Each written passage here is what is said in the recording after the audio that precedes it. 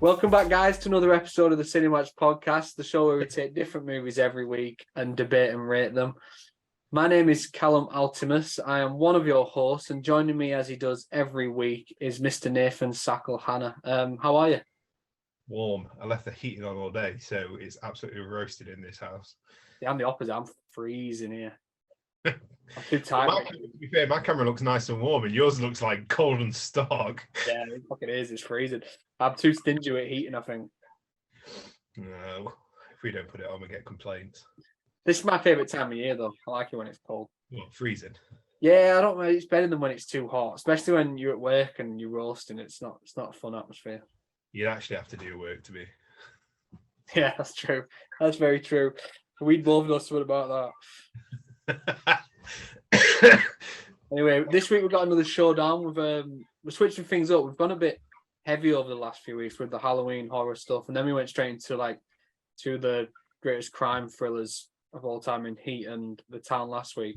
But we're switching it completely this week, and we're going with a couple of Disney animated movies. Yeah. Specifically, some from the 90s, from that Renaissance era. We're not talking Pixar. We're talking two of the classic animation, the hand-drawn type of situation, I think. And we're doing Hercules from 1997 and Mulan from 1998. Like, back to back. That's pretty fucking good couple of years, that, for the mouse. Why these two, though, is that Hercules is my favourite Disney movie of all time. Yeah, and Mulan is mine, so this will be interesting.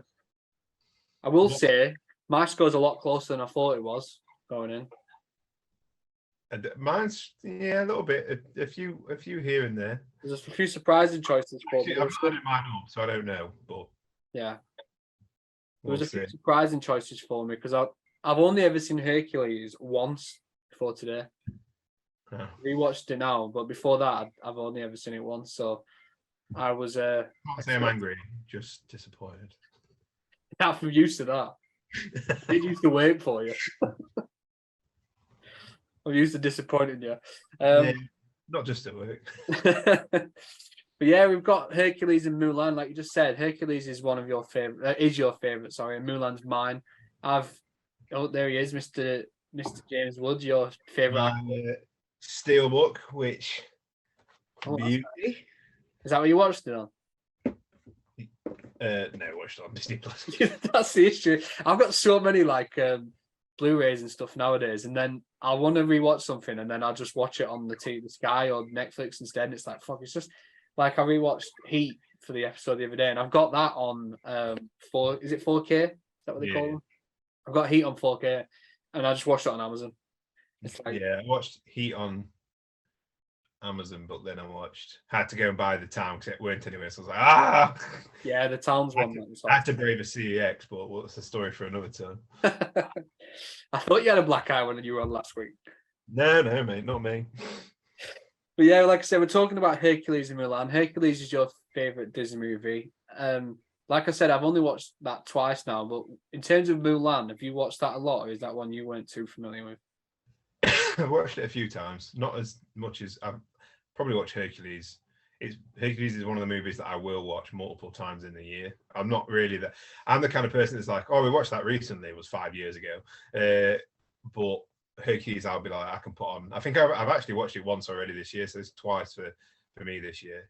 Definitely a couple of times last year. But Mulan, not so much. I've watched it a few times. I like Mulan. So this was interesting because I love Hercules, but I really do like Mulan.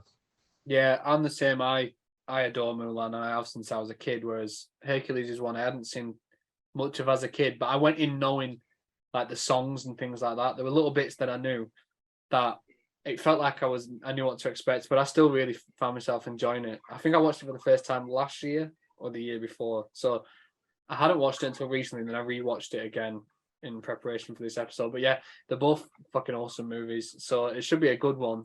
We might as well get started then. We'll talk about the stories at first, and seeing as though Hercules is your favourite, you can do a rundown of that story, and I'll do a rundown of the Mulan story. You're paying attention. No, I watched it today, so you hope I was paying attention. But yeah, we'll run through one each. I thought I'd let you do the honour of explaining your favourite. Yeah, fair enough. So Hercules is a film starring Dwayne "The Rock" Johnson.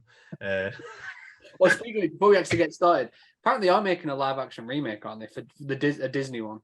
As long as it's not like the Mulan one, because they fucked that up. We'll talk about that later. Yeah. But yeah, apparently so. And I'm so worried about it because what makes Hercules work is it's lighthearted. Like, it doesn't take itself seriously. It doesn't stick to the myths and the truth of the myths particularly well. It just makes it more fun. And I just don't think anybody can do it. One person I had confidence that could do it was Taika Waititi, but I don't know. Do we like him at the moment? I can't tell what the world's opinion on Taika Waititi is at the moment. I still like him, but well, I think Love and Thunder turned a lot of people off, and he's got that new one about the football team. I can't remember what it's called now, but I don't think that's got great reviews. So, yeah, you know what the internet's like. We watch one film we don't like, and we all of a sudden hate him as the worst person ever. Very, very true. Martin Scorsese to direct it. Yeah, get him on it. Get Leo playing Hercules. I'll get Bernie front seat opening day. Bernie would tell me, actually, this is a really random tangent. Like, I'm just going off already. We've not even spoken about the first category and we're already lost track. But Bernie was telling me that it's already been announced what Scorsese's next film is, and it's about a group of English sailors in like the 1700s. And I made a joke like, "Oh, you'll still manage to cast Leo in like the starring role," but apparently that's actually the case. So I can't wait to hear his English accent. That'll be interesting. That will be interesting. Anyway, the story of Hercules. Yeah, let's get back to it. So obviously, the story of Hercules is a child of gods, is Zeus's kid, and then Hades, who is planning to take over Olympus. This is like my favorite film. I'm like, oh God, what can I remember about the film? He plans to take over Olympus, but he gets a vision saying, by the fates, saying that if Hercules fights, then he will fail. So he hatches a plan to make him mortal and then kill him, which doesn't go quite well because he's got to drink every last drop of this potion, which he doesn't drink the very last drop, so he does retain his strength. And then from there, it is literally a tale of becoming a zero to hero, which is also the title of the best song ever made. Ever made. It's not even the best song in the film, but we'll get to that soon. No, go fuck yourself. And it's just a classic. Hercules is a classic hero's tale where he falls in love, becomes a hero to people, and then has to face the trials of something else, and then it's all leads to a self-sacrifice. You've got some great characters in there, like Phil, Pain Panic, Pegasus, who is a fucking G, Meg and all that. So it's the story here is just, it's like I say, it's a very classic tale of heroism, who, like you said, goes from nothing, not knowing who he is, to learning that he's a god, trying to prove himself to get back to Mount Olympus, all the way leading up to the end, which we'll talk about in the closing, and proving his worth as a hero, only to find out something at the end that he probably didn't know at the beginning of his journey. We'll keep that. I like to keep it a bit mysterious. Yeah, that's one word for it. Like I say, it's based off some of the myths, but it's not really. Hercules is obviously like the trials of Hercules and all that kind of stuff, and a lot of the Greek myths are they don't continue on from each other. It's stories that are passed down from people, but they are really violent and they are really sexual and stuff. So there's not really much of that in it. It just kind of takes the characters and like the setting and the world and makes it its own, and it just makes it way more fun. Yeah, in typical Disney fashion. Yeah. You just talked about then like the classic hero story. And Mulan's quite similar, but they put the twist on it that it's not this daring young man out to save the day. It's the young woman. So it's like Mulan's obviously set in the ancient China, and it follows like Shan Yu and the Huns who invade China, and it leads to the Emperor of China requesting that one single male from every family joins the Chinese army to help fight off this invasion. It's based on a true story, and in Mulan's family, the only male around is her father, who is completely unable to join. Like we see him with a walking stick, and he's essentially got no fucking chance. And he's still willing to. It's his honor. He's willing to fight for his country and for his people. But Mulan, in the middle of the night, ends up taking his place and disguising herself as a man and joining the Chinese army. And not to touch too much on the ending, but kind of like saving the entire fucking country. And it's based on a real woman that did that way back in the day, which is wild to think that you could even get away with it. I mean, I know She's the Man does something similar with Big Amanda Bynes playing a footballer, but Jesus Christ. I'm not sure how you actually fool people. But yeah, it's a true story about a woman that pretends to be a man to kind of save her father's life, but also save her country. You laying down there. Before we give the score, I just remembered, didn't you say you wanted to dress up for this episode? You wanted me to wear like a Greek toga, then you said you wanted to dress up Chinese. I'm pretty sure you said that. I'd immediately get cancelled. We already know one man that dressed up Asian orientated recently. I learned from his mistakes. No chance. Absolutely no chance. And also, I don't even just mean for me, there's just the last thing I ever want to see is you in a toga. Shall I just take it off and just hang this jacket over one side, have the nip out? You can go first this week then, because I always kick us off, but you can go first with the story. I mean, I imagine I know where it's going, but how did you score this? I was a wimp. So I couldn't decide. Both stories are fucking brilliant. So I went 10-10 right off the bat. 10-10 immediately. That's interesting. You've got the classic hero's tale with Hercules with a few twists. The stuff with Hades and Meg, I really like. That it's not just a damsel in distress. She's manipulative as well, but also helps. Obviously, she's trapped in that kind of relationship with Hades, but I really like that aspect of it. I also really like just the whole training to be a hero part of it, and him, because he's done all the training, him being like, oh, I'm a hero, and like, no, you got to learn to be that. And you can see it coming because yes, it's a Disney movie, but how he learns the true meaning of being a hero, and the fact that he gives up all his powers and then still goes to fight knowing that he's going to die, I really, really enjoy that. And even that's not enough. It is to sacrifice his life to save the person he loves is what makes him a hero. It's just word of the week, hero. I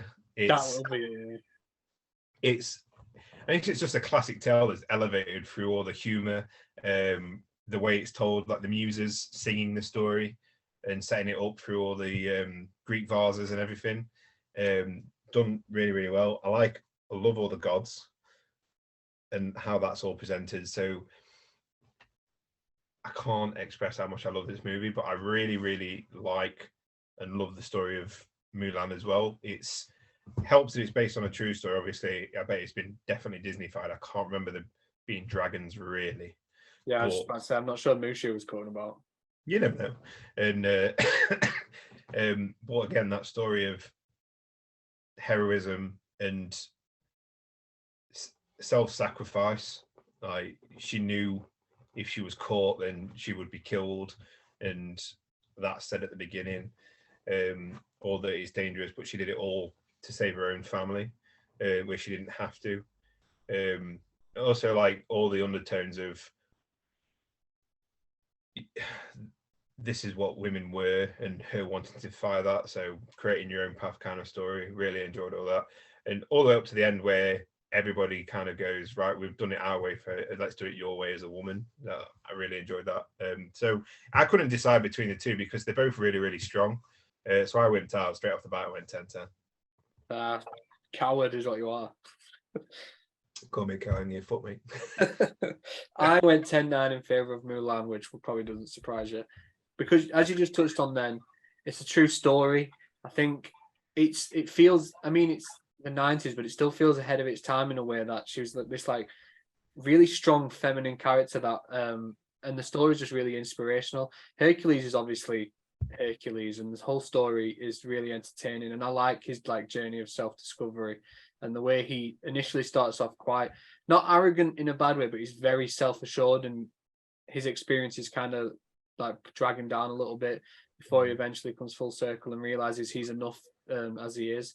And with Mulan, I think, like you said, the fact she sacrificed, it was a self-sacrifice, but it wasn't for her country, it was specifically for her family. She wasn't doing it as some noble warrior, she was doing it as a daughter who didn't want to lose her dad, which I think is a really, really great like twist. I don't know if that's genuinely what the real Mulan was thinking. I'm not sure how that went down.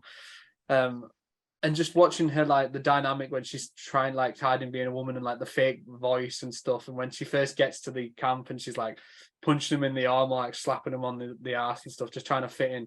I think it's all like really funny, and both movies do have really funny moments, but they also both have quite like, they manage the serious stuff really well also. But I think because Mulan was a true story, and the setting of ancient China for me, like in the mountains and stuff, I think works really well. And I don't want to touch too much on the villains and stuff. Yeah, but those, like Hades was like funny, but like Shan Yu, even now at my age, is still really like intimidating when you watch him. Like that guy's fucking, the stuff with the little girl's doll and stuff. You got to say? Cartoon. Yeah, but still, when he's got that little girl's doll and he's like, "Oh, we best go because some little girl's missing a dolly," and then you see it at the fucking campsite where everyone's been massacred. It's like, Jesus Christ! Yeah. It implies this guy literally killed a child. Like, I just love it, and I love, like you mentioned, the Hercules transformation, like when he becomes a hero, and you compare that to the Mulan one where the entire army start off as like hapless idiots, but we watch them become these like really skilled warriors in that training montage, which I think is fucking awesome. And like you said, it comes full circle right at the end when they reunite in China, and not like, again, it's the ending that it's not really something I want to touch on now, but you mentioned it earlier, like the role reversal towards the end when she's been pretending to be a man all this time and now they're pretending to be women. I think it's fucking great. So from top to bottom, I think it's a really great story. So I went 10-9 in favor of Mulan.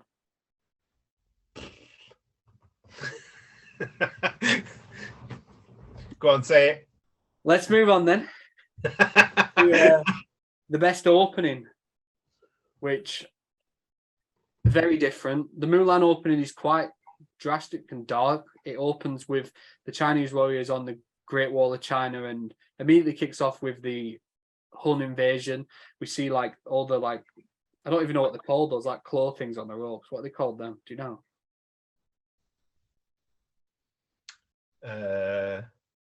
No. The claw ropes. Claw ropes. I'm sure there's a name. Grapple? Yeah, maybe. When we see those all, when they all come out the shadows and they all land on the wall, and the soldier tries to alert like China by, obviously they've got those fire signals, and he's about to put the fire into the big torch area, and we just see Shan Yu appear out of nowhere, and it's like, okay, we know who the fucking bad guy is. Immediately, this guy's fucking terrifying. And it immediately tells us what the story is. Like they invade China in the first 15 seconds of the film, and it quickly moves on to the introduction of Mulan and her family, and how her society has very, very specific expectations for her, and she's supposed to conform to that and become this woman who settles down with a man and proves she's feminine enough that she's worthy of a man. And we are quite yeah, because you were watching it and you text me saying that's how it should be, didn't you? Yeah, that's what I did, and then Eleanor beat me the fuck up for saying it.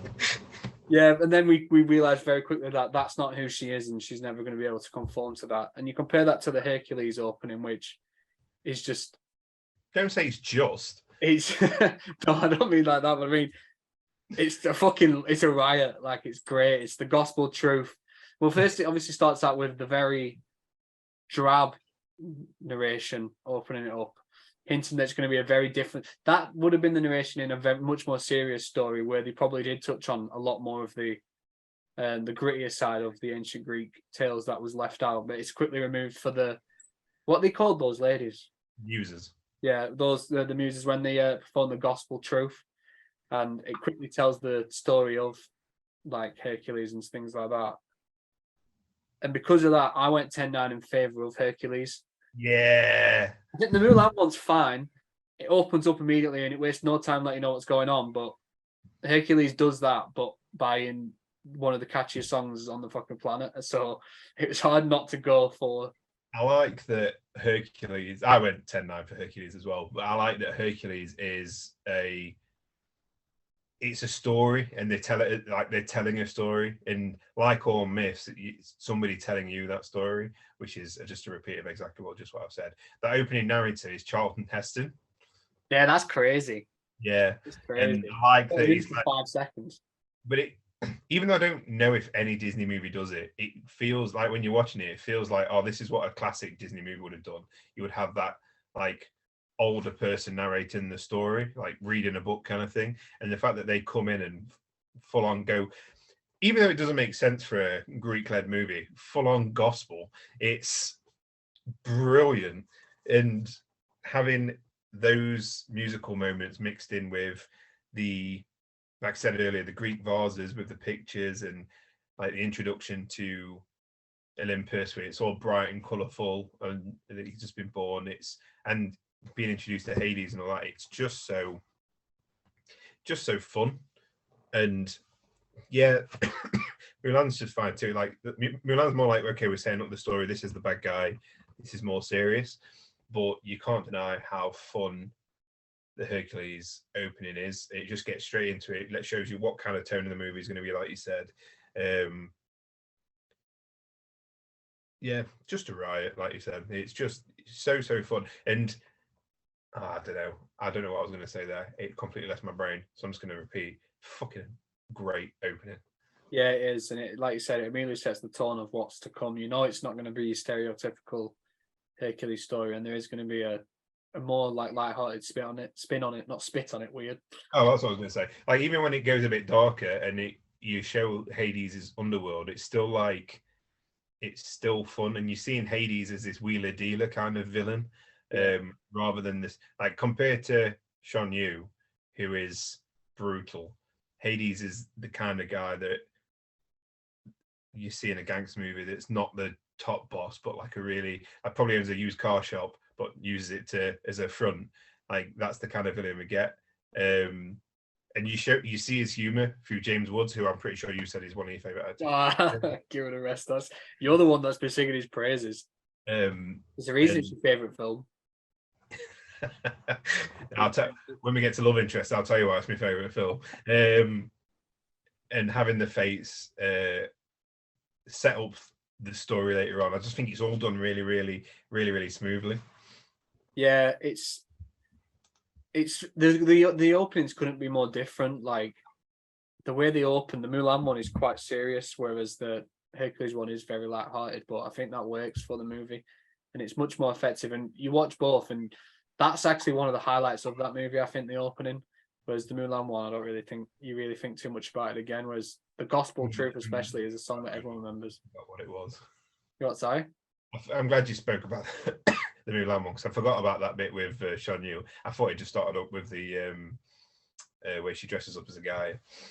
No, that takes like 15 minutes, I think. But yeah, Can you, scary motherfucker? We'll move on then to the best close, the best ending of either movie. The Hercules one is obviously he gives. I don't know how far back are we going for this ending, because I don't really know what to talk about here. Well, there's one moment that gave me my score. So, do you want to? I think for the ending, like you have.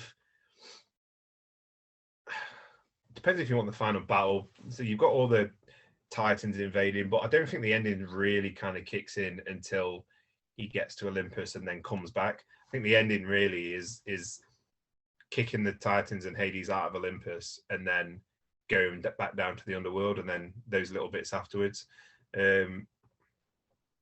So yeah, again, really strong ending. With Mulan, I would say probably when Shan Yu attacks. Yeah, when they invade the China and the Emperor gets taken hostage. Yeah. So I went 10-9 to Hercules. I can imagine when you said there's a bit that gave me my score. Yeah, and like there's all that bit. There's the Titans being kicked out, which is great, because what I love about it most is it's not just Hercules doing it; it frees his dad, and then you kind of have that set up to where you think he's going to rejoin Olympus at the end. So you have them working together, when all the gods kind of kicking out. Hermes hitting Pain and Panic, brilliant. And then we go to the underworld, and that's when you see Hercules sacrifice himself in what is some of the fucking it freaked me out as a kid, and I always still have those same feelings like you do with Shan Yu. But it's like when he goes all gaunt and turns old, I'm like, it's such good animation. It looks brilliant. Really freaked me out. And then he rises up out of fucking the underworld with his sticks with that golden glow, punches him in the face. It has that great animation effect. Love it. But the best thing about the ending, so he gets, he says he can join the gods, he rejects them, whatever. He wants to be with Meg. Why wouldn't you? Or look at her. But it's the bit when Zeus rearranges the stars to have Hercules in the stars, and the guy says that's Phil's boy, and you see Phil like looking up. Like, I know it's just a cartoon, but fuck me, it gets me every single time. I'm feeling it talking about it now. It fucking gets me. And that's the bit, like, it's all great, but that bit really elevates it for me. Whereas Mulan feels more just like a hero ending, and then she gets the guy because he turns up at the end. I'll let you describe Mulan's end a bit more because you'll be able to do it in more detail than me. But I just think it's just very, I don't know, just very straightforward. Whereas Hercules, for me, like, she dies and then he sacrifices his life to then save her. He then becomes a god and then sacrifices what he's always wanted in his entire life to then be with her. I just think there's so many more layers, and then it ends with another banging song. Yeah. The Mulan end I do think is a really good one. I like, if we're going from when they invade China, having the Huns in the Chinese dragon and then emerging at the top of the steps was quite interesting. Oh yeah, I forgot. I will say that when she's talking, when they're talking at the steps and he's being awarded, and you can see the dragon in the background, you're like, yeah, they're fucking in there. And it's almost like the Mulan's love interest, I think it's Li Shang, when he's stood on the steps and the dragon's behind him, it's almost like you can see in his face that he's realizing something's wrong.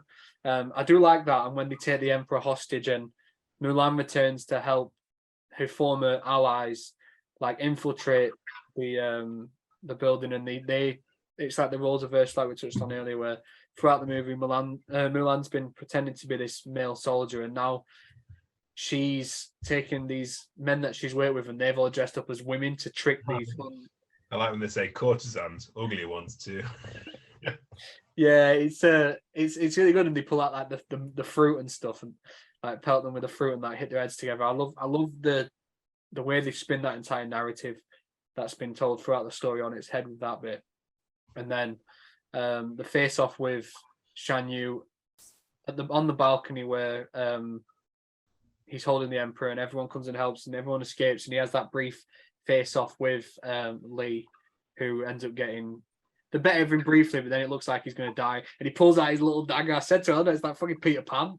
Like, how does Peter always make that work? Because this time it just got battered immediately. But from the Mulan takes over and ends up fleeing to the roof with Shan Yu, and we get that awesome shot where she stabs his cloak into the roof and he's stuck, and then the Mushu fires the fucking huge firework at him, and it just like takes him into that building and it just explodes and takes him out.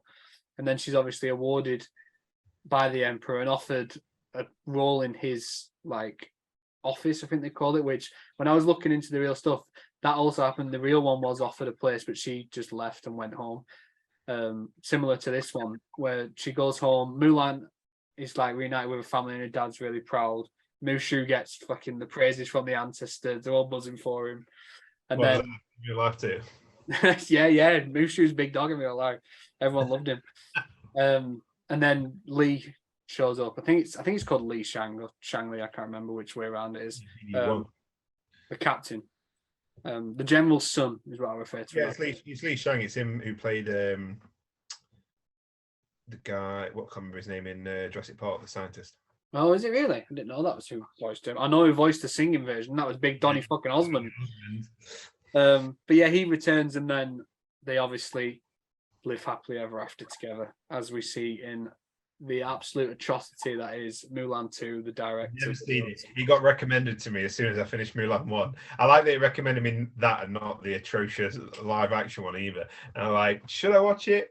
I'm not going to watch it. Have you watched the live action one? I have. I remember barely anything about it. All I remember is thinking it was the most boring live action remake I'd seen so far. Yeah, I don't remember much about it. But I've said all that to say that I went 10-9 in favor of Hercules as well. Of course you did. Because I think, like you said, that twist, and even then, I forgot. I watched it because I've only watched it once. I watched it again, and I forgot that they killed Meg, which I think is a fucking great, like, it's brave, and it was a nice narrative twist, and it was her sacrificing herself. Yeah. And then and then he sacrifices himself to bring her back, and then he fucking sacrifices his status as a god. It's all fucking sacrifice. They're all just sacrificing everything in that place. No one can fucking keep themselves to themselves. But I do love the he promised she wouldn't get harmed, and it's her decision to get hurt, essentially. Yeah. That gives him his strength back. It's brilliant. Yeah. I think that's like it was a smart loophole to have him best like Hades and stuff because that was the deal that was made. Having her die, which gets him his abilities back and helps him save the day, it was quite a smart loophole to make. And I love that when he sacrificed himself to save her, that proves he is a hero, like he's worthy enough to go back to Mount Olympus. And that's when they go to cut the hair or the string, and it just it's such a fucking fist pump. We've not done fist pump moment in a long while, probably since like the first couple of episodes. That is a fucking fist pump episode. You're like, fuck yeah. I also like just before he jumps in, he's like he does him a deal because he knows how Hades works now, and he's like going once, and you could see Hades kind of panicking instead. Fucking brilliant. And let's not forget, I mentioned the punch in the face when Hercules socks him straight in the face, but when they're on Olympus and Pegasus gets one in by blowing out his fucking hair. Fucking brilliant. Yeah, that is funny. He just looks like a bald fucking idiot. That hair was doing wonders for him, because outside of that, he just looked like a fucking moron. But yeah, I went 10-9 in favor of that as well. So I think that's I think it's just the Mulan one, like you said, is too a bit by the book. I think the very ending where everyone's happy and then Lee shows up and they get together. It's like it's a nice ending for them, but it wasn't great. The bit in Mulan where she like, I can't remember if she kneels or stands. I can't remember, but she's like doing the honourable thing of talking to her dad and saying what she's done and the honour that's been bestowed upon her. And he just like pushes out of the way. All he cares about is she's back. That I do like that. Yeah, it's a nice touch, because earlier in the film you get that dynamic where the family are more interested in like keeping up pretenses and the honour and stuff, where it shows like at the end of the day it is your kid. When he says you dishonour me, like, oh shit, man! Give it a rest, you boring old bastard. I'd have let him go after that. Yeah, fuck you, Dad. I'm like, get yourself in armour, then you daft cripple. I'll take your walking stick and all, pal. See how you get on. But yeah, we'll now touch on the main characters then, because obviously that's the crux of the movies. They're both named after the main characters. You've got Hercules, this Greek god, essentially, this mythic figure, in comparison to Mulan, this historic, real world woman who just risked it all for her family. I think I'll go first this time, because I think you have for the last few, you fucking sneaky bastard. You keep giving them me. Actually, it's a lie. I think I've done one and you've done two, so it's probably fair. I went 10-9 in favour of Mulan this time, because Hercules is obviously... So aggressively. I went 10-9 in favour of Mulan this time. Fuck you! I'm immediately on the defensive. Hercules is great, and obviously he's a legend by definition. There's all these like legendary stories about him, and he's this mythical character who's like got the strength of a god, and he uses it as he does. And I like the journey of self-discovery and how he becomes the man he is. And at the start, when he's younger and everyone, he's like alienated from his community because of who he is, and then he learns to harness his strength into becoming a hero, but immediately gets too big-headed with it, and then has to learn the pitfalls of being a hero as well. And I like all of that and the sacrifices he makes at the end.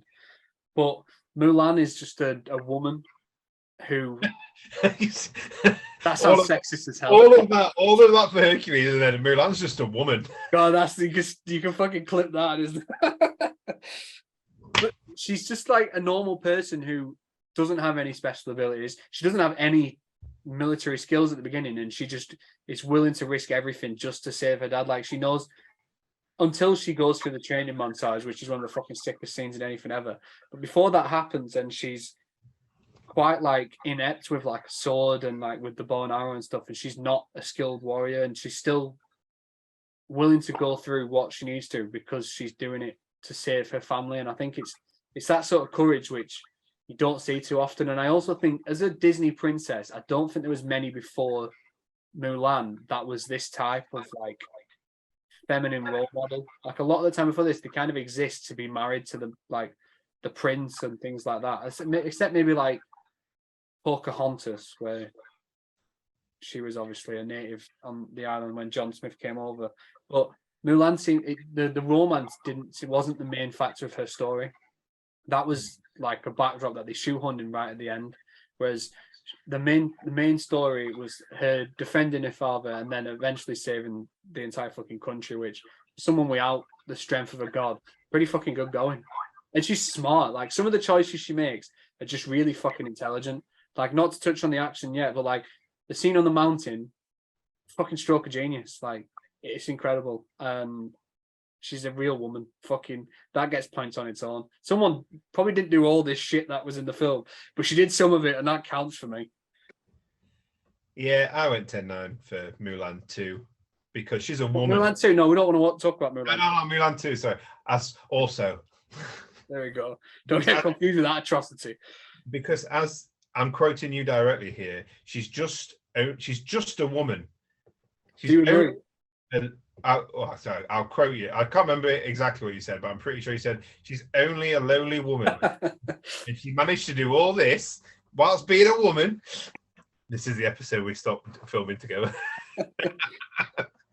No, she's not just a woman. She's a very, very strong, capable woman, and as proven by the end. And I like that she saves the day by being herself rather than being anybody else, and using what she knows and her smarts to overcome the Huns at the end.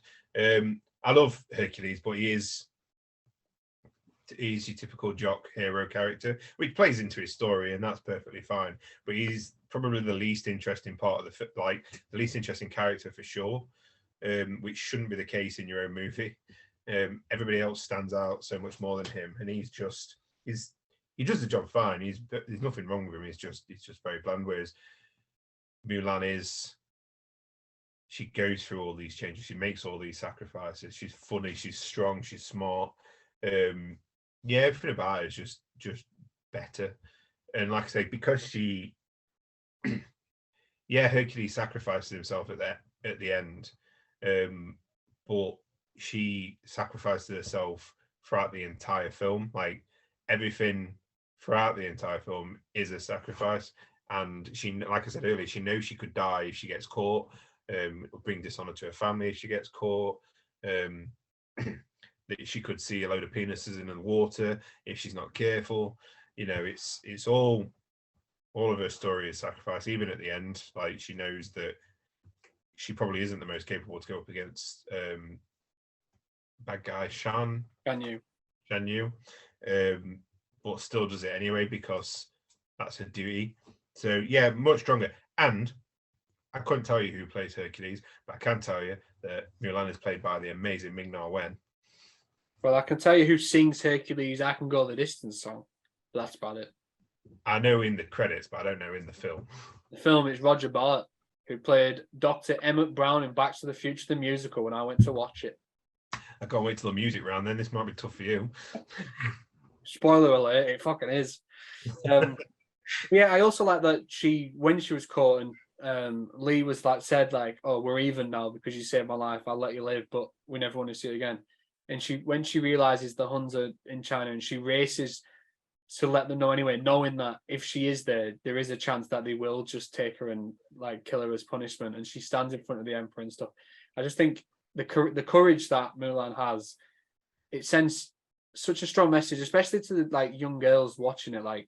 You don't have to especially then, you don't have to be a man to fit in that world. You can be yourself, and you get those sorts of results like she did by making that daft cunt. I also like at the end, they both got very similar endings where, Hercules gives up godhood to be with Meg, and Mulan gives up this position in with the Chinese emperor to go home to her family. But I feel like the choice to go to her family, who she did all this for, is a much stronger reason than just somebody you've known for 2 days. met, yeah, and just fell in love with him, kind of thing. So I just think it's a stronger choice, and it's it's way more empowering choice as well. Yeah, although I will say I don't blame Hercules because Zeus probably one of the worst dads of all fucking time. If you was to look at the actual Greek myth, 100%. Yeah, but even in that, he loses his kid and they're devastated. Then when his kid goes to the statue, he's like, "Yeah, you're not quite ready to come up, motherfucker. Go reunite with your son. Why are you forcing him to jump through hoops just so he can see his mum again? What? It's outrageous." Hey, Rip Torn though. Yeah, good, very good voice actor. I know it's obviously not Christmas yet, but there's bits when he was speaking and it just sounded like a Santa Claus to me. Swear to God, he's speaking. I'm like this. If I close my eyes, I could be watching fucking Miracle on 34th Street. I don't know. He had a very Santa voice, bless him. But yeah, we talked about the main characters then. We both went 10-9 in favour of Mulan. We'll touch on the villains next then, which it's interesting because we just said Hercules is probably one of the least interesting aspects of the movie. Yeah. Hades is probably one of the most entertaining aspects of the movie. Yeah. Compared to Shan Yu, who is very intimidating and menacing, but there's not much else in terms of personality, and he's very rarely given much to do other than look menacing on screen until the very end. Whereas Hades is just fucking lights out every time he shows up on screen. And I know you love James Woods, so you were telling me earlier about one of the all-time greatest performances. Couldn't imagine anyone else in the role you said. You said you preferred Kevin if it was Kevin Spacey, if I remember correctly. But yeah, so how did you score this then? I mean, it feels like a silly question to ask, but how did you score it? Well, I thought about it a lot. I can imagine you did, yeah. I compare Shan Yu to the leopard in Tarzan, that he is very menacing, very violent, but just a wild animal and not much personality to him. Whereas Hades is a fucking wheeler, he's a fucking dealer. He's fast talking, he's not trustworthy, he's making deals all the time. You don't know what he's doing. You can tell he's got these obsessions. He's got a anger problem. The bit where he burns the forest down when he finds out, when he hears Hercules' name, fucking hilarious. And that's the best part about him all the way through, even when he's been a bit darker of a character, which you don't get much of. He is still entertaining and funny. It's the kind of everybody has that kind of person that's a bit of a dickhead, but you still like him. It's why I podcast with you. You got that too quick for you.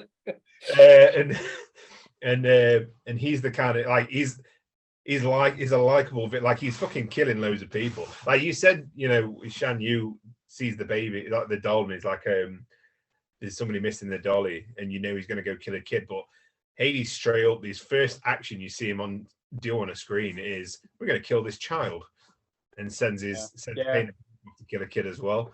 So nothing's out of bounds.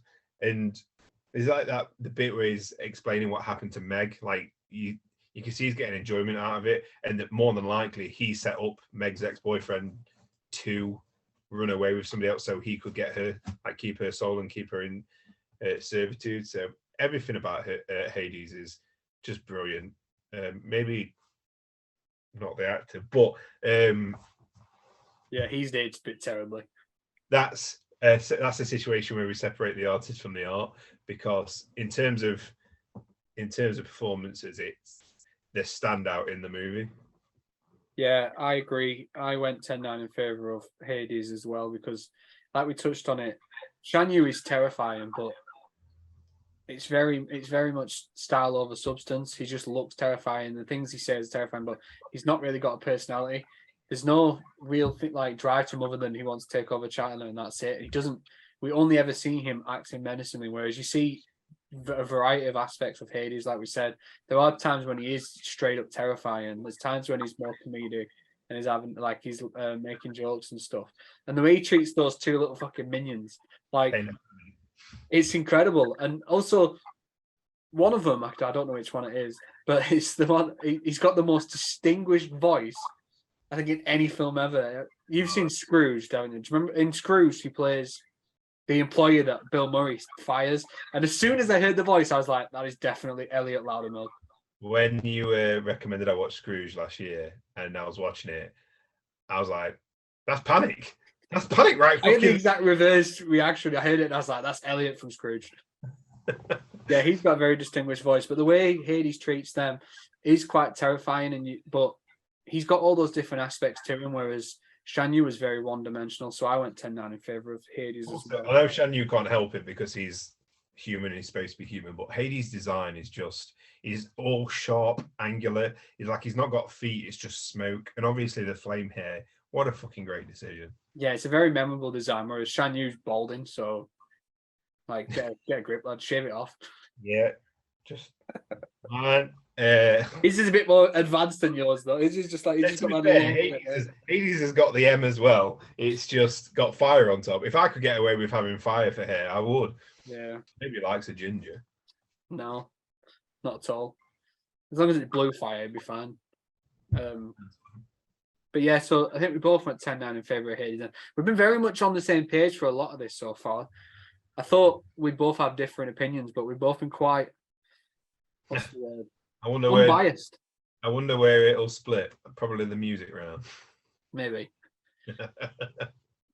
You've touched on Meg already then, so we might as well do the best love interest next, because we've got Meg in Hercules and we've got Captain Lee Shang in Mulan. Yeah, so let's move on then. Yeah, let's move on then to the love interest. So Meg is an interesting one because almost immediately off the bat, you find out she's actually working with the villain, which you didn't see too often in these sorts of movies. And if you did, it meant they were like irredeemable. Like there was no going back. If they were working with the villain, especially in Disney movies, you didn't get that sort of redemption arc that she gets in that movie. And the tragic backstory, like we said, with the ex, and now Hades owns like her soul, and she has to work for him. And the way she's like hurt, and especially in the song I Won't Say I'm in Love, it's like she is just scared to like let herself open up, which feels very genuine in a sense that, I mean, most people can relate to that. So setting that in this Hercules tale felt like a smart choice, and not one that you traditionally see in like a children's movie. But I think having the redemption at the end and having to sacrifice herself, it makes Meg just a really well-rounded, like interesting and deep character. Whereas Captain Lee Chang is obviously there's a few layers to him as well, where he's the general's son and he's struggling to lead his own army and find his way with those guys. And when he deals with his father's loss, name as well, yeah. You're sorry? He's got to live up to his dad's name as well. Yeah. Everybody's constantly comparing him to his dad. The guy, I wish I remembered the actor's name. I want to look it up because I love him. But the guy who's always saying like that's auditing him. Yeah, the advisor, right, little weasel. We hate that guy. James Hong, who plays Shufu. But he's constantly comparing him to his dad as well, even after he's dead. He's a bit fucking harsh. Yeah, I think that's what adds layers to the character. Is a lot of people have those sorts of role models that they are compared to, and it can like bear a massive burden. But to see him come out of his dad's shadow and like lead the group and have to put aside his like integrity in a way when he realizes that Mulan is a woman and he doesn't go by the law, he doesn't do what he's supposed to, and he allows her to live. Like he's a really strong character as well. But because Meg is Meg, I went 10-9 for Hercules. Had to be done. And I think you're in love with her, so we know your answer. But when you said when we first meet it immediately, you almost know. I thought you were going to say something different rather than go on a rant about how detailed a character is, if I'm being honest. Because I thought you were going to say what I was thinking. As soon as you first meet her and you see her for the first time, like you immediately think to yourself, do I find cartoons hot? It's interesting you say that, actually, because we watched Mulan and Eleanor was like saying about Captain Lee. She was like, this guy's got something about him here, you know. And I'm like, calm down, love. You've got some of that at home, don't worry about that. Yes, okay. Yeah, I mean, for all the same reasons that you've said, Meg is the better character, not just because she is fine, it's because she's well-rounded. Like, it's it's not a manipulation at the beginning. She's trying to she's trying to recruit a bad guy for an army to take over Olympus and take over the world, and it's just by chance obviously she meets Hercules. But everything, it's got like it's like a when she says, "I'm a damsel, I'm in distress, I'm handling it." Like, she's got this edge to her. She's got the what's the term? The women in noir movies that are always dead strong. Femme fatale. Femme fatale kind of thank you. Femme fatale kind of aura to her. And every time she's got that like sarcastic tinge in her voice, she's always got her guard up when she's like, thanks Herc, it's been a real slice. Like everything, she's got like this real edge to her. And then as you learn more about her, like you say, you learn more about her character, that she's closed off because she's literally sold her soul to the devil to save her husband's life or partner's life. And he ran away with the first, as Hades put it, it's trailer trash. Fucking love Hades. And James Wood, you said. No, I didn't say that bit. And it's the pain in it at the end when he is tricked into selling his soul to save Meg, and then it's the truth revealed to Hercules, and you can see the pain in it. It's so much more layered compared to, like, Lee is great and he has that burden of leadership, and which I fully understand. We're practically the same people. Yeah, I knew that's what you were about to say. And words right out my mouth. And like he's being lived up to his dad's reputation. I can't relate to that. But it's just not as layers. Even at the end, it's just not as strong as all of Meg's character, and the fact that she dies and actually dies, and even at the end is happy, it like walks away. Like we talk about Hercules' two sacrifices. He sacrifices his strength, he nearly sacrifices his life, and he sacrifices his godhood. She sacrifices her life, and then as soon as she sees Hercules got what he wants finally, she walks away happy to leave him. So she sacrifices everything as well. And I just think all of that, maybe sacrifice will be the word of the week. Yeah, I think hero's gone now. I think sacrifice has popped up, buzzword. I think all of that combined together just makes a stronger, well-rounded character. Yeah, I think, like I said earlier, the character arc she goes on and the redemption that she experiences throughout the movie isn't something that you're traditionally used to seeing, like Disney movies like that.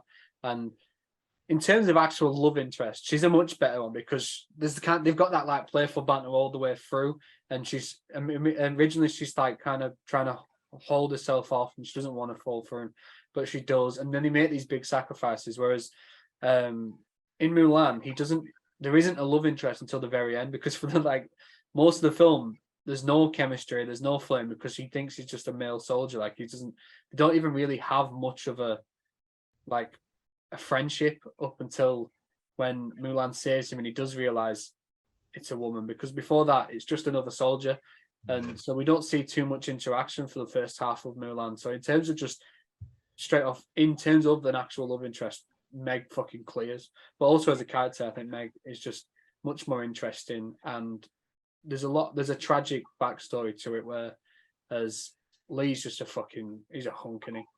Have you ever seen I think it's Robot Chicken skit, where it's like he comes in, shows his love for Ping, and he's like, Ping's like, "Oh, you've uncovered my secret. You know I'm a woman." He's like, "Yeah." I haven't seen that. No, I've never watched Robot Chicken actually. I'll send it you. I was gonna say that Meg also has a belter of a song, and then completely forgot which song Li Shang has. So. Yeah. One of the fucking greatest songs of all time. We'll touch on that later. Big words. Yeah, we'll touch on that soon. We both went 10-9 again. Yeah, we did. This one might be different. We'll talk about the best sidekicks. All right. Side. I thought you said sidekick, not sidekicks. I meant sidekick, but I'm saying sidekicks because there's one on each side, so plural. That makes more sense. Yeah. Well, there's more. You've got Pain and Panic, Phil and Pegasus on one side, and then you've got the cricket, the horse. Yeah, but I was strictly going off. Plus the other soldiers. What are the names? You got Shampoo, the big bald one that I used to call Shampoo as a kid. I don't know what his name was, but it was Shampoo. Speaking of like iconic voices, the short one with the beard, is that the guy from Independence Day? Oh, I'm not sure. I saw What, the one that Mulan the gets into it with at the beginning when she punches him? really, really gruff voice. Yeah, I know which one you mean, but I'm not sure who voices him. Yeah, Harvey Fierstein. Tis, yeah. Yow. Yao. Oh, Miriam Margoyles is the matchmaker. I didn't know that. That character's a fucking beast and all. But yeah, in terms of sidekick, I meant just Phil from okay, before I'll reevaluate my scores. Who's it going to go? Phil versus Mushu? Yeah. Oh, fuck. Why, Okay. got the score. No. You carry on. Yeah, so let's move on. Not you go this time. yeah, you've got Phil in Hercules, played by the wonderful Danny DeVito, in a character that kind of looks like him, which is a little weird. Which, if they don't cast him in the live action, fuck off. Yeah, it's outrageous if they don't. But that's the same with another tangent. But they're doing a Lilo and Stitch live action, and the guy that voiced like the social services agent is a spitting image of the character, and they're not using him. It's like, what the fuck are you doing? So it wouldn't surprise me if they don't bring Danny DeVito, but they should, because he did a great job as Phil. He said if they asked him, he'd do it in a heartbeat. I don't think they will. I think that's the issue. Yeah, probably not. They'd be wise to, though. But who might even do Phil, because fucking the Mulan live action didn't even touch on Mushu, the fucking disgraceful bastards. Didn't they have a phoenix in it? Something like that. I can't even remember. That's how that film affected me. I hated it. But yeah, you've got Danny DeVito as Phil. Like, what even type of creature is he? He's a he's a satyr. Oh yeah, I think that's what. Okay, he said that. Oh yeah, I'm going to pretend I know what that means, so I don't look stupid on camera. No, I think there's one of them in Percy Jackson. I think who's like the best friend of main character. It rings a bell now. Big Roller. There is, but I can't believe you going Percy Jackson as your reference. Yeah, I read those books a lot as a kid. But yeah, so Danny DeVito's great as like Phil, the guy that kind of like takes Hercules under his wing and is training him as he's trained and failed miserably in the past, like numerous Greek heroes. He's quite arrogant and cocky, but he's also really lovable. And you compare that to Mushu, the dragon in Mulan, who is not sent by the ancestors. It's just Eddie Murphy. Yeah, it's Eddie Murphy at his fucking finest. He's not sent by the ancestors. They're supposed to send a much more intimidating dragon, but he accidentally breaks the statue, so he can't. So he has to pretend to be the dragon, and then he goes himself.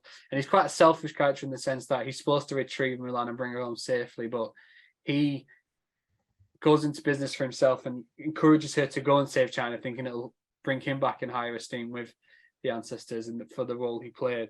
But he's hilarious as well. Like some of the majority of like the comedy from Mulan comes from Eddie Murphy. Like some of the one-liners he comes out with are just brilliant. They're both really great characters, and both played by Hollywood superstars as well, which is nice because the main roles weren't. Like if you look at who played Hercules and who played Mulan, they weren't exactly like big names, whereas these sidekicks were huge names and recognizable. I think this came after all like Aladdin and stuff, where you got Robin Williams. So it's the comedy character gets a big name now. Yeah, and it works. I think it works in all of them, and both of these do a really good job. And we've obviously seen Eddie Murphy do a great job in anime. He's become known for Donkey and Shrek, but I'm telling you now, Mushu is better than Donkey, and I went 10-9 in favor of Mushu over Phil. I'm so annoyed you got to say it before me because I pointed it to camera too. He's better as Mushu than he has ever been at Donkey. Yeah. So I went 10-9 for Mushu too. It hurt. It hurt, but I went 10-9 for me.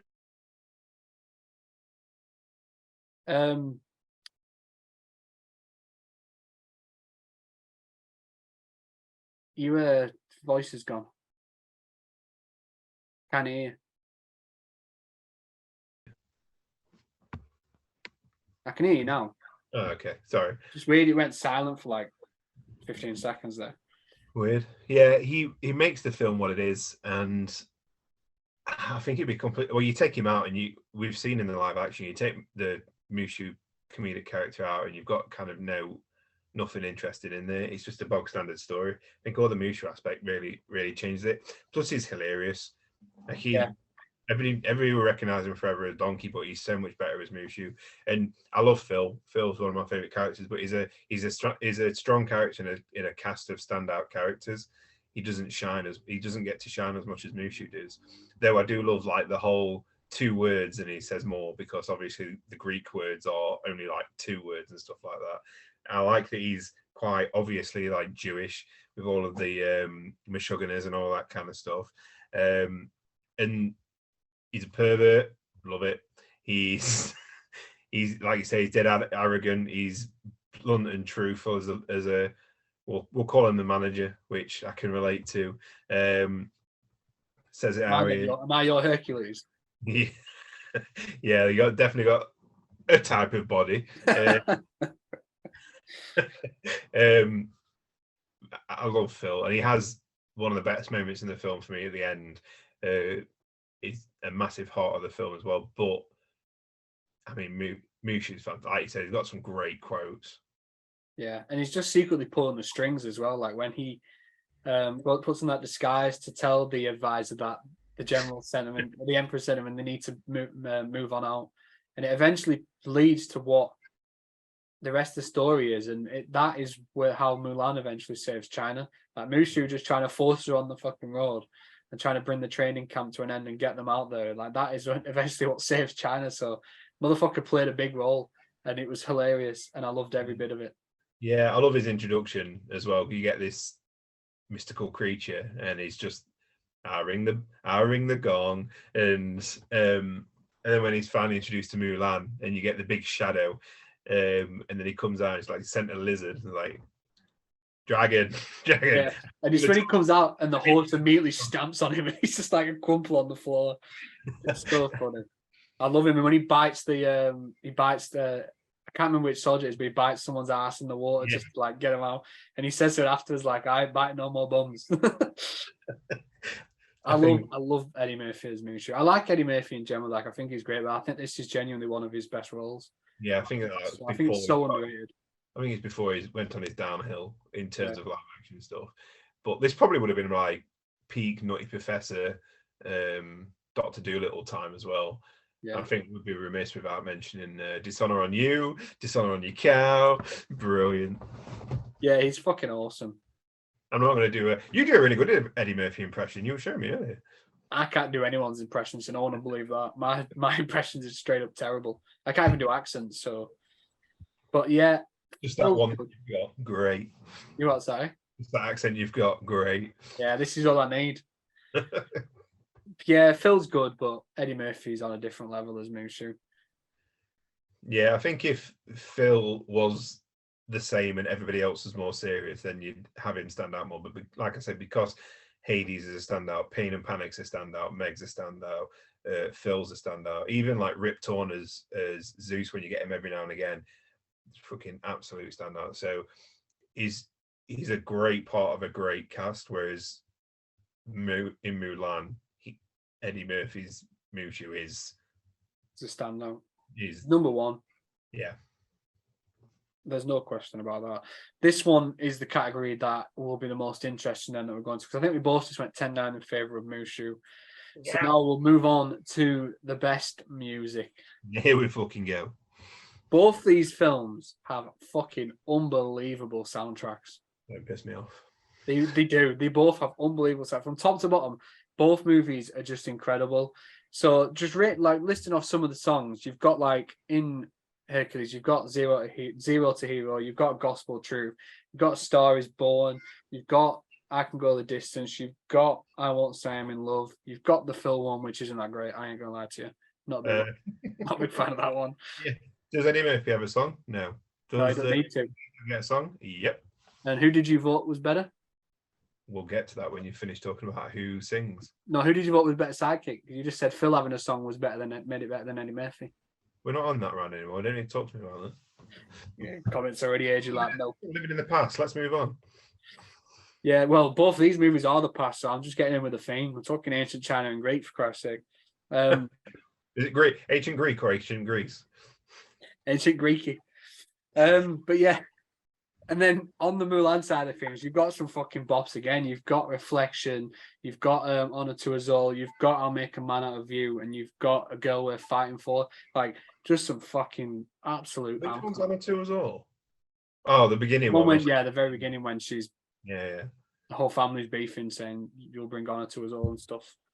And that big fucking monster's like, fuck off. I don't like that woman. Like Brock Lesnar in a wig. But yeah, there's some really, really good songs on both sides. And I'll let you go first on this, because I imagine we're going to be different here, but yeah, I imagine so.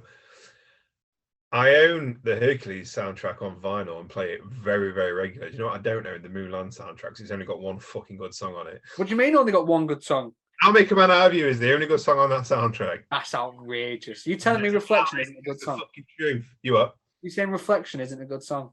Yeah, it's a Disney princess song. It's not stand out. What about A Girl Worth Fighting For? That's good. The way that song transitions into General's Camp, that is fucking peak. But that's not the song. That's not the music. That's just the direction. What, we're going to pretend the song before it wasn't fantastic as well? That song's an absolute tune.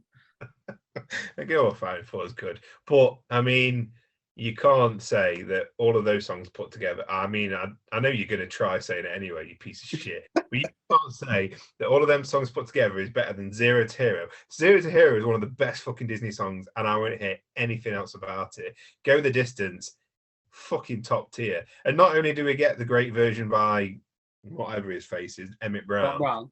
Doc Brown. But you also get a Michael Bolton version over the credits.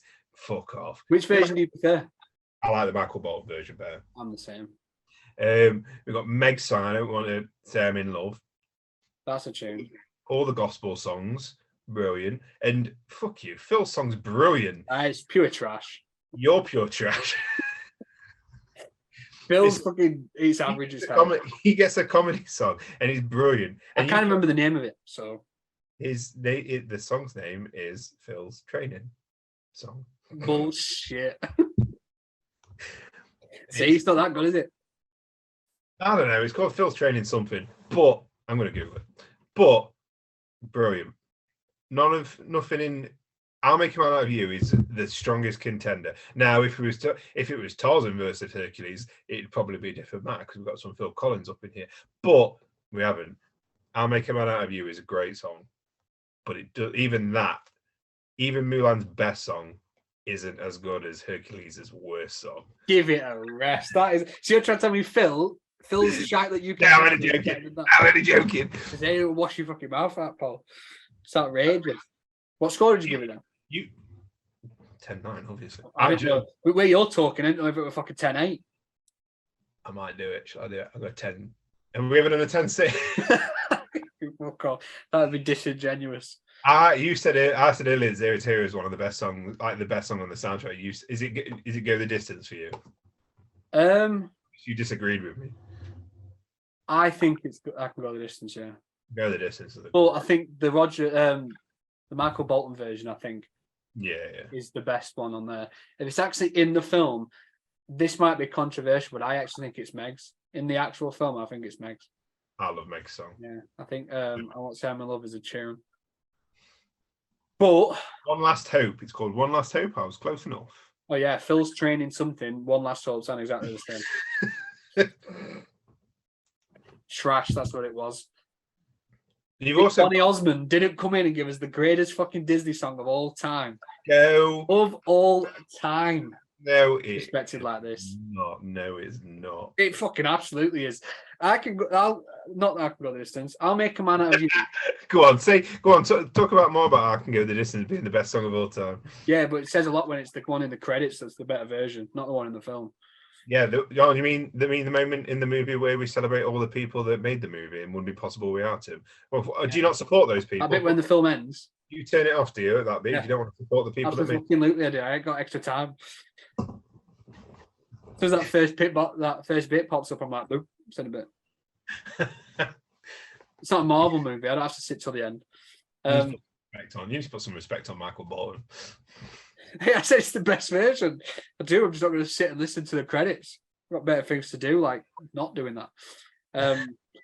But yeah, Donny Osmond gave us the best fucking Disney song of all time. One of the best Disney scenes of all time. The entire training montage is just fucking gold.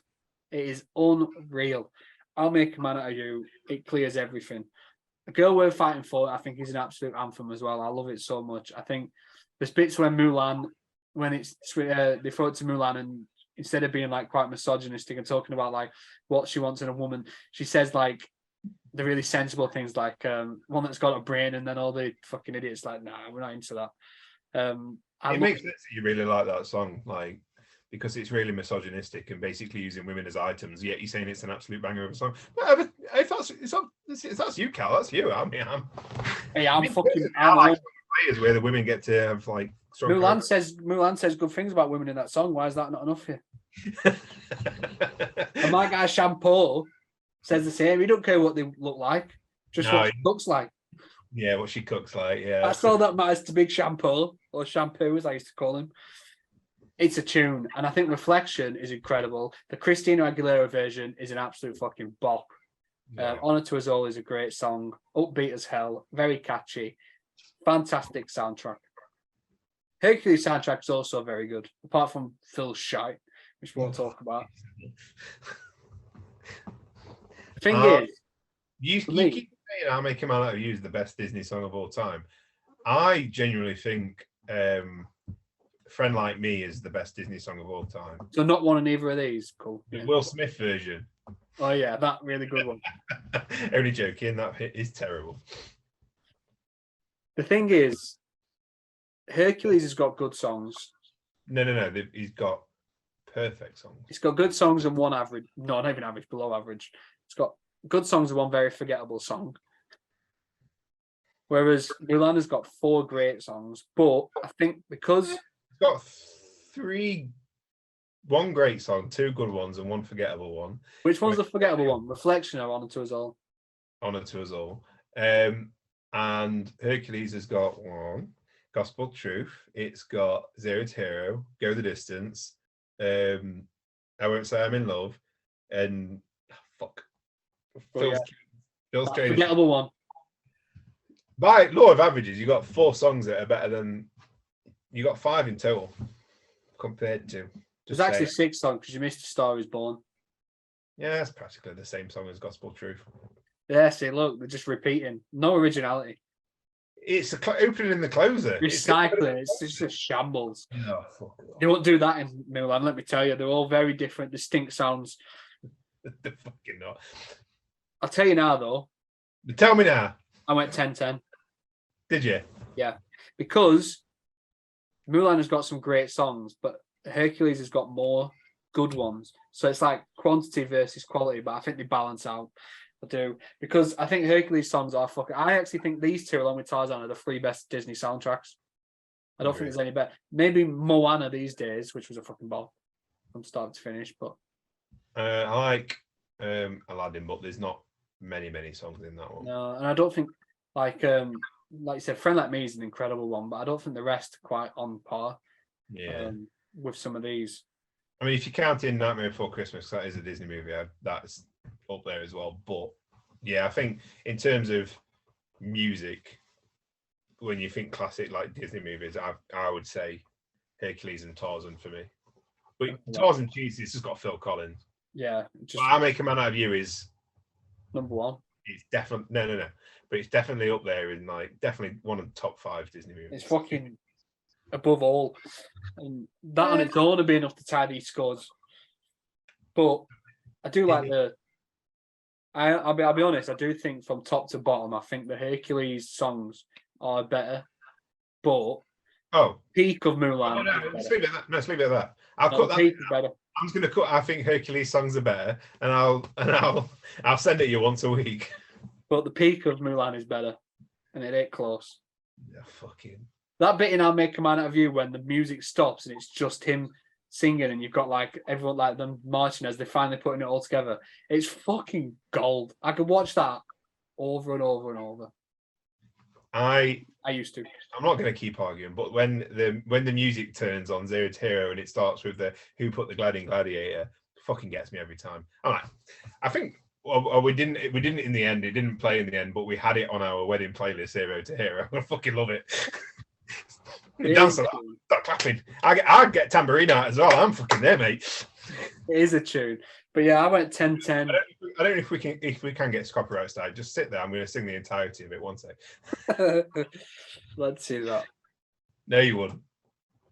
I would, not for good reasons. More so I could like mock you about it. I'm pretty sure it's good by any means. I'm pretty sure Rock City in Nottingham does like a Disney karaoke night once a month or something. Well, I'd have to get there then because I'm all about it. We'll go. Get me on that. Get me on Honour to Us All. I'm not sure I can sing that one. That is a bit too Chinese. I don't know if there'd be something questionable about that one. Because the actual music in the background is very like Chinese as well. I'll do one last hope. Yeah. And get booed off. I do it just booed off the fucking stage. But yeah, so I went 10-10, you went 10-9. No, I went 10-8. Bull fucking shit. So we've got two categories left. We'll move on to the best action now then. Which this one's tough. Yeah, because they are very different. Yeah. Mulan. No, we'll start with Hercules, sorry. The Hercules action is a lot more like giving the 10 to Mulan. Is that so you can go, this is why I gave it to Mulan? No, I was explaining both. I'm letting you. Oh, wait, right. I'll go first with my scores this time anyway. All right. Spoiler alert, I went 10-9 for Mulan. But this is why, because the Hercules action scenes are really entertaining. Like it's all like him one-on-one with like the centaur at the beginning, and then the dragon that keeps like growing heads every time he cuts them off, and he ends up being swallowed and comes out of it and stuff. And then he brings the rocks down on it, and then towards the end he fights like the Titans and stuff like that. Whereas in Mulan, it's very more. It is like that warfare army based stuff. Like the bit on the mountain when they shoot the arrows over and they're all scrapping there, and they have to shoot the rocket at them, and Mulan aims it at the mountain to bury the entire army in an avalanche. So fucking clever. Like she had like her eyes on the bigger picture, because she could have shot Shan Yu then.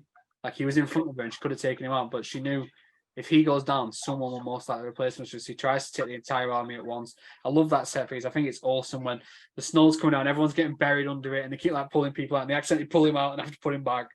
I think it's fucking awesome. And then the stuff at the end with in China when they invade, and they have like the brief sword fight between Shan Yu and Li, which is very brief, but I still think it's really good. And then the stuff onto the roof, it's all just like really entertaining, and I like that aspect of it. Whereas the Hercules stuff, it's like a superhero film now. Maybe because we've seen that sort of shit over and over in recent years in superheroes, it kind of numbs it and lessens it for me. Whereas the Mulan stuff, I think it's much more like down to earth and gritty, and I think it works for especially the time period. And I like the stuff with like as an army and like all the arrows coming over and stuff. I just think it's fucking better. Wow, what a descriptive word to end on. I was trying to think how to go, and I was like, fuck it, better. That's what it was. I really like that scene in Mulan as well. The Snow Mountain scene is probably the standout and probably the only action scene in the movie that I think is worth talking about.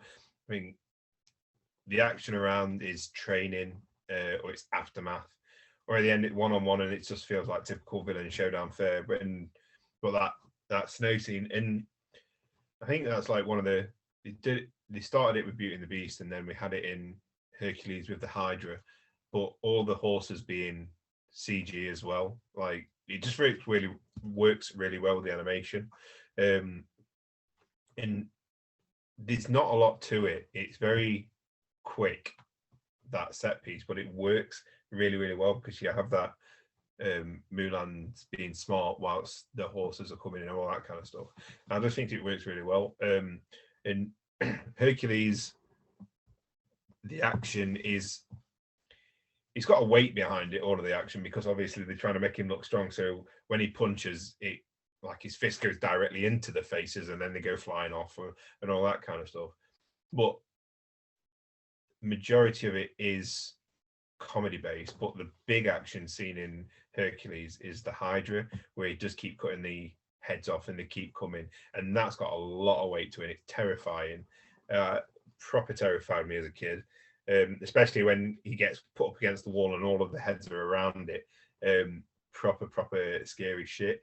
Not now. I'm a big boy now, and doesn't scare me at all. But just really good. I wimped out again. I couldn't decide on this one. I went 10-10 because they both got the strengths. At the end of Mulan, you've got the great bit with Mushu when he's like, "Who are you?" And he's like, "Your worst nightmare," and it adds into that action, and it is all good. And the ending to Hercules is the fighting's pretty standard as well. Like it's cool. Like when he grabs the tornado titan and sucks up the others and throws them into space. It's creative. It's fun. It just doesn't. I don't know. It doesn't feel as interesting as the Hydra fight. So I feel like they both boiled down to two massive set pieces with the Hydra and the Snow Mountains, and they're both too different for me to judge them. So I couldn't decide which one was better. So I just gave them both the point. The Hydra moment is probably outside of the Zero to Hero music video where he fights all the other things in like a more comedic fashion. Like the Hydra is probably one of my favorite action scenes in any Disney movie. But I also really, really love that very, very short scene in Mulan. And I've got a lot of respect. I've seen a lot of making of stuff for Disney, and that's one of them I remember watching is how they made that scene and implemented it all so that it was like they didn't want the riders to look CG. So it got a more cartoony style to him, but it blended it in really well and how it all worked. And I think it was like the first time I had like a full camera CG'd camera rig, and it is done really, really well. So I couldn't score one against the other. No, that's fair, because I think, like you said, those two scenes are probably the best in both movies. Also, the Hydra stuff when they cut you outside. They're also gross when he cuts the Hydra and you see all the slime bits come off. Brilliant. Yeah, just when he first cuts the head off, and then you think it's over, and then three more grow, and then that keeps happening. And I think if it went too cartoony, that scene could have been ruined. Like, can't remember what it is now, but there's a certain film where there are like loads of different like heads of like snakes and like trying to get something. I think it's Tarzan actually, and the snake's trying to get him, and he's moving around, and eventually he'll end up tied in a knot. Like if it was a much more cartoony movie, that would have been how Hercules got out of it, by having those heads like. And I thought for a minute that's where it was going the first time I watched it. It does happen a little bit, but then it's still like, well, no, it's still not enough to create it because there's that many fucking heads. Yeah, and then having him again. Buzzword of the week, sacrifice himself by taking down the rocks. But I also really like another similarity. She brings down the snow at the enemies, and he brings down the fucking rocks. Yeah, I also like in that the Mulan scene, the Snow Mountains, when it's out of nowhere, like they accidentally set off the firework, and Lee's kicking off saying, "You give away our position." And as he's talking, that arrow comes out of nowhere and just hits him in the shoulder and takes him down. And he just fucking pulls it out and gets up. He just keeps going. Tough fucking bastard.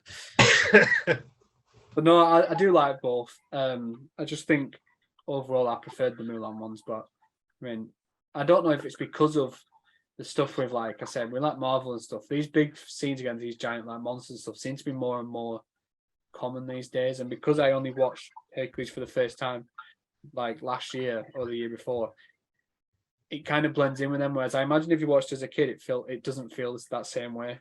So yeah, that's why I went with Mulan. But we've got one category left now, which we have every week. It's the one we always try to end on, and that's the best legacy of both movies. This is interesting because Mulan's great, but its sequels and remakes are shit. Yeah, but for me, does that not make that movie itself better? Because we've seen anything they tried to return to, it's like, yeah, that's not great. So that shows how special that first movie was. I think it's odd because there's been so many different versions of Hercules now as well. Like random, like I said, Big Dwayne did one. Dwayne. Yeah, Big D Wayne. There's obviously Brett Goldstein, I think his name is, who plays Roy Kent in Ted Lasso, is now about to be Hercules in the MCU. And we got a terrible Russell Crowe as Zeus, which was fucking straight garbage. Which one was that in? Thor: Love and Thunder. Oh yeah, of course, yeah. Russell Crowe as Zeus was just it was diabolical. So I think if we're talking like other versions of the character. I don't think either of them have had much justice. But if you just focus on these two films, it's quite difficult because I think over the years, I actually think Hercules has gone underrated. I don't think it's remembered as fondly as it should be. And I think everybody likes Mulan. If you say to somebody Mulan, it takes a rarity like you to say it's my favorite Disney movie, but everybody still likes it. Whereas if you ask somebody and they say Hercules is their favorite Disney movie, they will let you fucking know that Hercules is their favorite Disney movie. Like they were, like me, they won't shut up about it, and they'll make you know it's their favorite. And then I think with Mulan, you like it. Even you can obviously love it, but a Mulan fan will like it, but they'll like a lot of other Disney movies. Where a Hercules fan will love it, and they'll like really, really commit to how much they love it. I also like with Mulan, obviously, like we talk about the individual film, but Mulan had a sequel, directed Evie, that was in the time, but so was Hercules, and that never got one. But Hercules did get a Disney Channel cartoon that ran for a season or two, which was great. It was like him in school when he was young and doing his hero training, and you got to learn more about myths and stuff. And you had Lisa Kudrow in there playing Aphrodite, brilliant. And one of the best PS1 games was Disney's Hercules, absolute fucking banger of a game. They used to do some fucking sick games on PS1. Yeah, they did. The Tarzan game rocked. Yeah, I can't remember there being a Mulan game.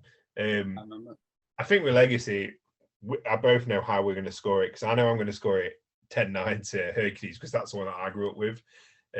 I think it's protected more. I think it's not ruined more. I think a lot of people, I know, like, you watch the new Mulan and go, it's nothing on the original, but I think it does kind of taint it a little bit.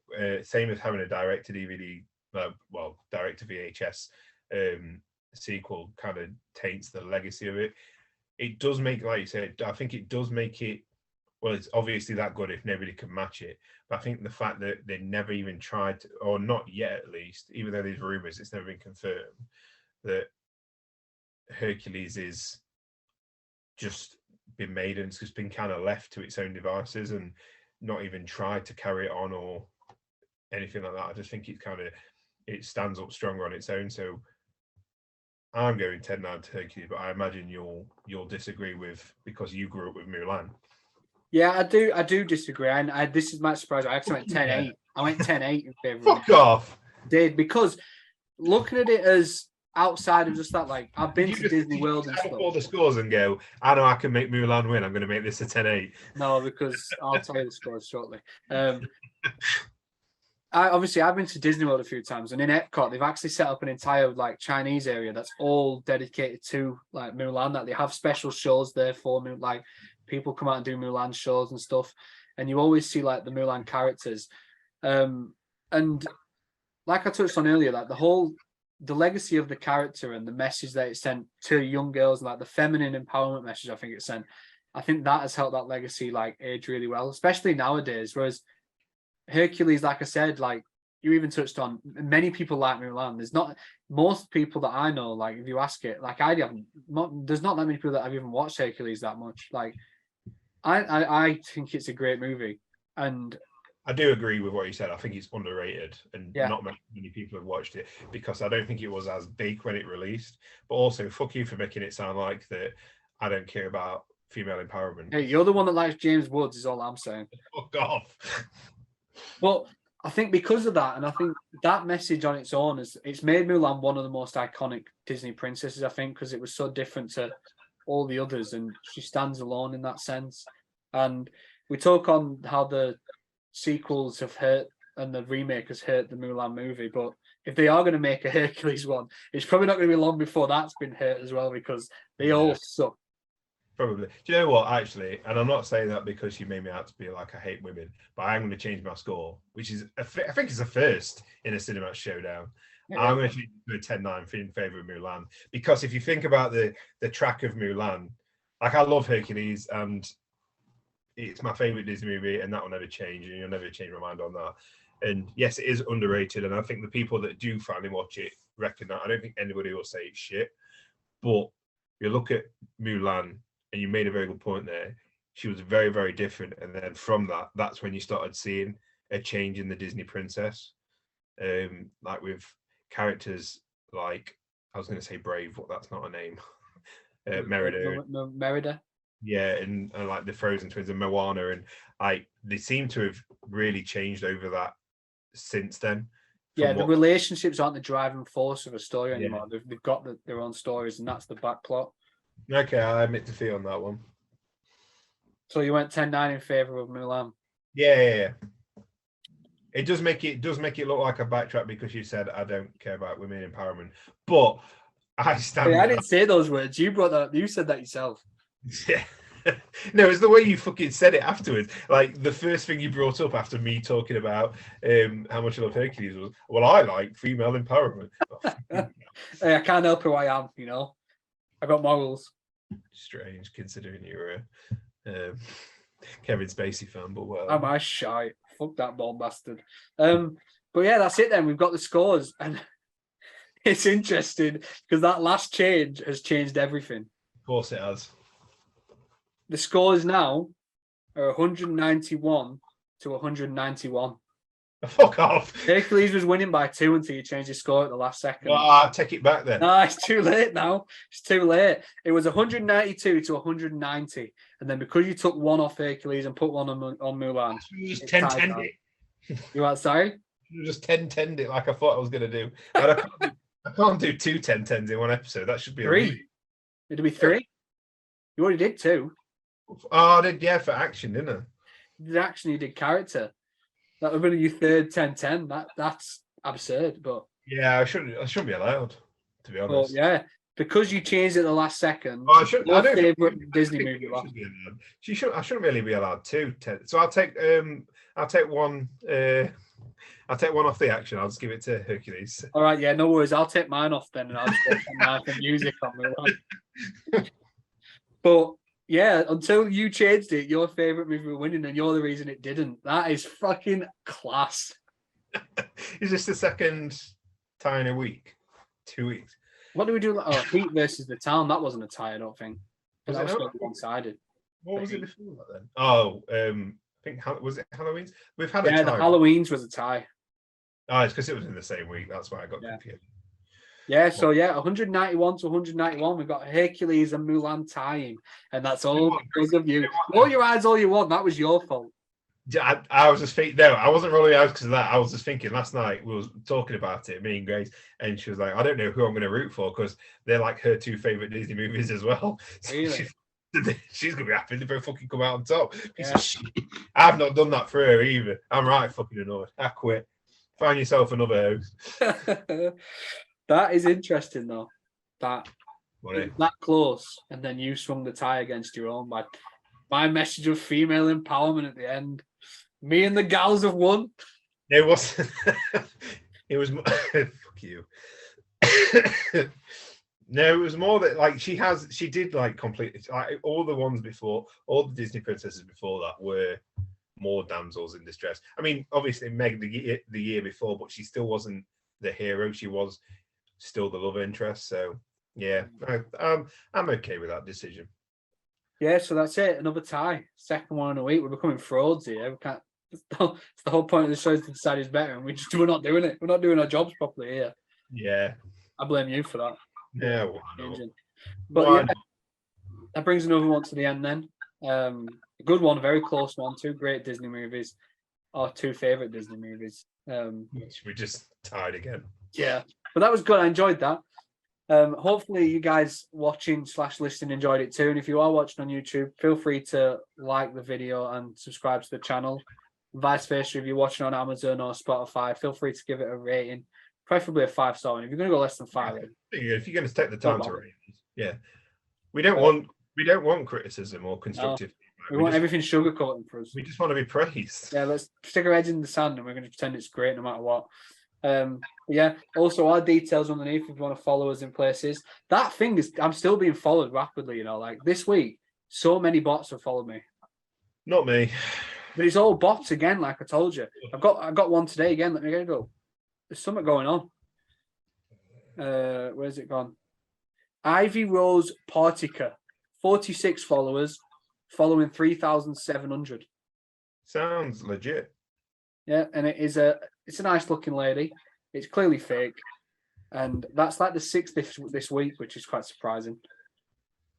Not that I'm bothered. It's making my follower count go up nicely on Twitter. I'm over 1,900 now. But yeah, on Letterboxd as well, I've cracked 100 followers finally. Maybe I don't know how many followers I've got on Letterboxd actually. Let's have a quick check. Yeah, those details are underneath if anyone wants to follow us on there. Yeah, nobody ever follows me on Letterboxd. Nobody ever follows me on anything. I'm not that I'm bitter, but whatever. I've got 23 followers on Letterboxd.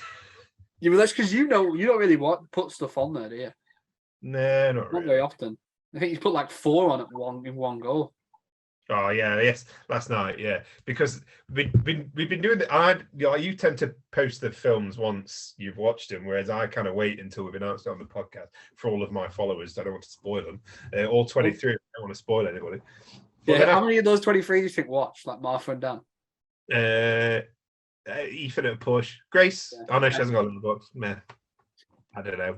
Ethan depends what films it is. We're not doing any Leonardo DiCaprio films yet. No, that's got to be in the future though, because he's got some. Yeah, we'll leave it. We'll just leave it that way. Yeah. No. We have to get something. No. Never. But yeah, like I said, all the details on there if you guys want to follow us. And thanks for watching. We'll be back next week with another episode that I can't quite remember what we're doing yet.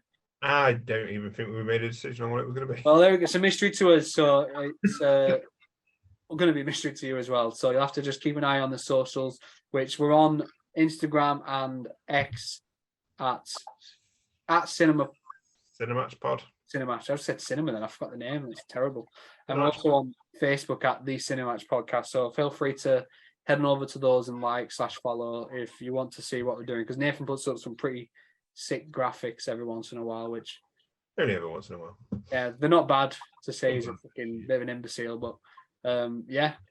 Thanks for watching, guys, and we'll be back at this time next week with another episode. So we'll see you soon. Peace out. I'm going to go downstairs and listen to my Hercules vinyl, which is a better soundtrack than Mulan. Fuck you. Close the recording.